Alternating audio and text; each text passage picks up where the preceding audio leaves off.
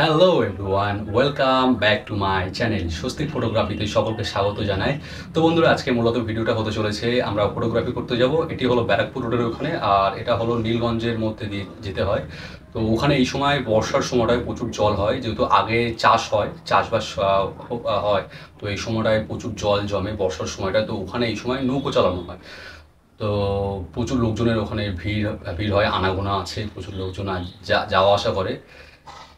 তো ওখানে গিয়ে আমরা মেনলি ফটোশ্যুট করবো। এবং আগে প্রচুর মানুষরা গেছে, ওখানে লোকজনেরা গেছে। তো আমি ফার্স্ট টাইম যাচ্ছি ওখানে। তো চলো ওখানে কেমন কি আমরা ফটোশ্যুট করবো তোমাদেরকে দেখাবো। অবশ্যই অবশ্যই, আর চ্যানেলটিকে ভালো লাগলে অবশ্যই অবশ্যই সাবস্ক্রাইব করো, লাইক করো, শেয়ার করো, কমেন্টের মাধ্যমে তোমাদের মতামত অবশ্যই জানিও, কোনটা ভুল কোনটা কি ঠিকঠাক হচ্ছে না হচ্ছে। মানে ফার্স্ট টাইম সেই ব্লগিংয়ে এসেছি। চলো বেশি দেরি করবো না, লেটস গো। বন্ধুরা, চলে এসেছি শেষ পর্যন্ত। এই যে ভর্তির বিল সব দেখা যাচ্ছে, অসাধারণ দৃশ্য। এখানে প্রচুর লোকজনও আছে, আমি আমার ভাই চলে এসেছি।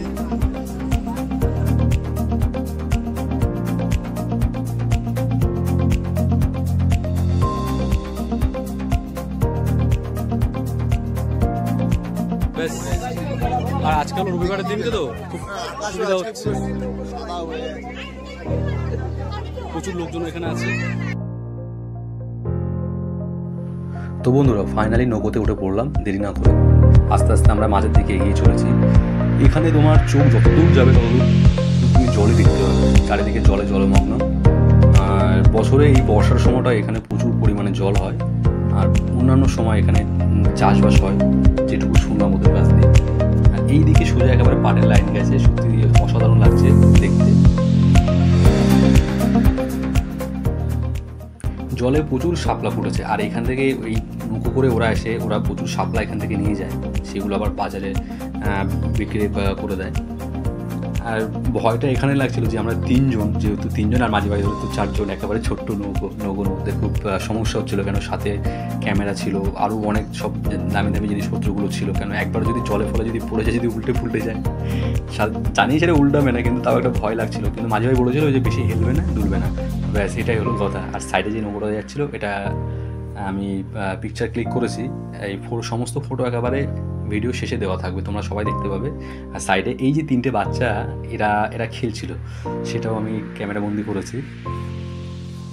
এই প্রকৃতির এই সুন্দর রূপ একমাত্র এই বর্ষাকালেই এখানে দেখা যায়। আর একটা কথা বলবো বন্ধুরা, যারা আসতে চাইছো, আমি বলবো যে শনিবার রোববার বাদ দিয়ে অন্যান্য দিনগুলো আসতে পারো। কেন অন্যান্য দিনগুলো আসলে পরে একটাই সুবিধা হয় যে আধা ঘন্টা, যেহেতু শনিবার রোববার আধা ঘন্টা এরা ঘোরায়, আর বাকি দিনগুলো এরা 1 ঘন্টাও ঘুরিয়ে দেবে, সেটা কোনো সমস্যা না। 1 ঘন্টা ঘুরিয়ে দিলে তাহলে কোনো অসুবিধা হয় না, যেহেতু ওরা মাথা পিছু করে 100 টাকা এখানে নেয়। তাতে হলো সমস্যাটা বেশি। কেন আধা ঘন্টা ঘুরিয়ে 100 টাকা নিচ্ছে, স্বাভাবিক। কেন ভাই মধ্যবিত্ত ঘরের লোক তো, সে তো 100 টাকাতে চাইবে একটু বেশি করতে। তো প্রকৃতির অসাধারণ এই রূপ যে আমরা যে উপভোগ করছি, খুব ভালো লাগছে।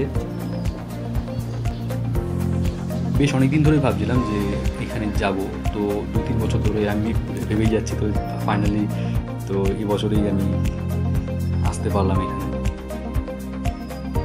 আর আমার এই বন্ধু কী করেছে, এ হলো ওই নৌকোতেই ছিল দাঁড়িয়ে, কিন্তু মাঝে ভাই বলছিল যে বেশি হেলবে না, দুলবে না, তাদের সমস্যা হতে পারে। আমি বললাম যে ভাই তুই বসে পড়, কেন সমস্যা হতে পারে। আর এই তো চুপচাপ করে বসে, এ তো হেলেও না দোলেও না, এ তো ভীষণ ভয়, সাঁতার পারে না এখানে। এই যে খুব সুন্দর কালারফুল নৌকো, এবারে আমাদেরটা অত সুন্দর কালারফুল নয় যেহেতু।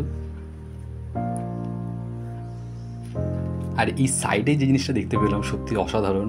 এই যেহেতু 14ই আগস্টে আমরা গেছিলাম, তো এইখানে কিছু ওরা শ্যুট করতে এসেছিলো। সত্যি আই লাভ ইন্ডিয়া, আমরা গর্বিত যে আমরা ভারতে জন্মগ্রহণ করেছি। সত্যি সোনার দেশ আমাদের।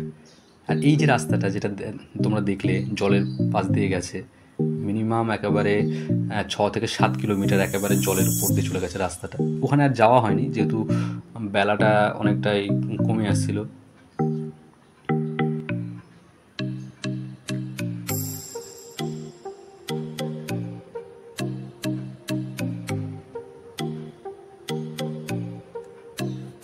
সাইডে আরেকটা নৌকো দেখার পরে আমার বন্ধুটা বলছিল যে এই রকম নৌকোই আমাদের দরকার ছিল। এবং হ্যাঁ, এইরকম হলে কী হয়, তাহলে দেখতে খুব সুন্দর লাগে। আমাদেরটা এরকম ছাদ কিছু ছিল না। দূরে আরেকটা দৃশ্য দেখা যাচ্ছে অসাধারণ, তারা হলো ওপাশ দিয়ে যাচ্ছে। আর এই যে আমি এই শ্যুটটা হলো অনেক উপর দিয়ে করেছি, যে ক্যামেরাতে আমার যে স্ট্যান্ডটা ছিল সেটা লাগিয়ে আমি রিক্সে আমি উপরে তুলেছিলাম, কিন্তু বেশিক্ষণ আমি ধরে রাখতে পারিনি, কেন খুব ভয় হচ্ছিলো, কেন বাই চান্স যদি পড়ে যায় ভাই তো পুরো গেল।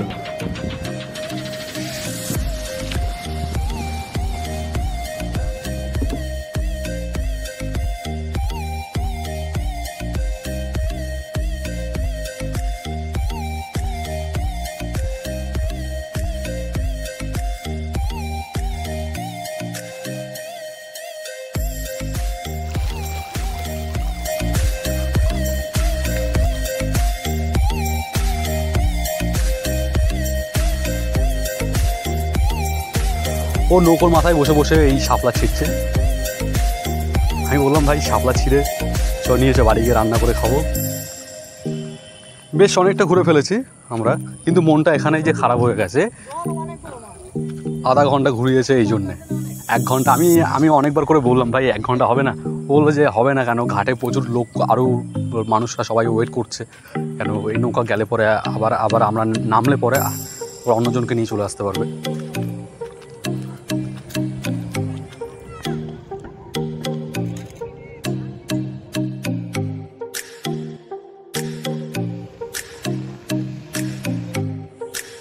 তো বন্ধুরা মোটামুটি বেশ খানিকটা ছবি তুলেছি, এই ছবিগুলো একদম ভিডিও শেষে দেওয়া থাকবে, তোমরা দেখতে পাবে। আর ছবিগুলো কেমন হয়েছে তোমরা অবশ্যই কমেন্টের মাধ্যমে জানাবে, যে কেমন, ভালো না খারাপ, বা কী হয়েছে, আরও কি ইমপ্রুভ করা দরকার আছে।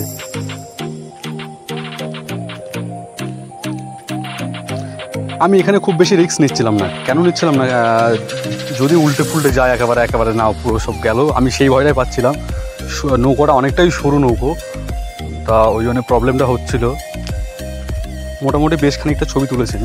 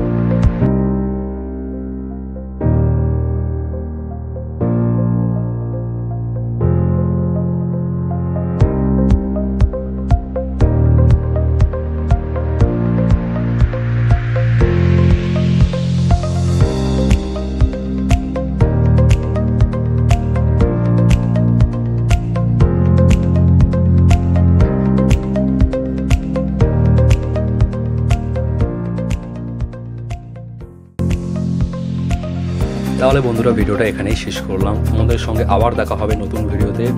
ততক্ষণ ভালো থেকো, চ্যানেলটিকে অবশ্যই ফলো করে দিও। Thanks for watching.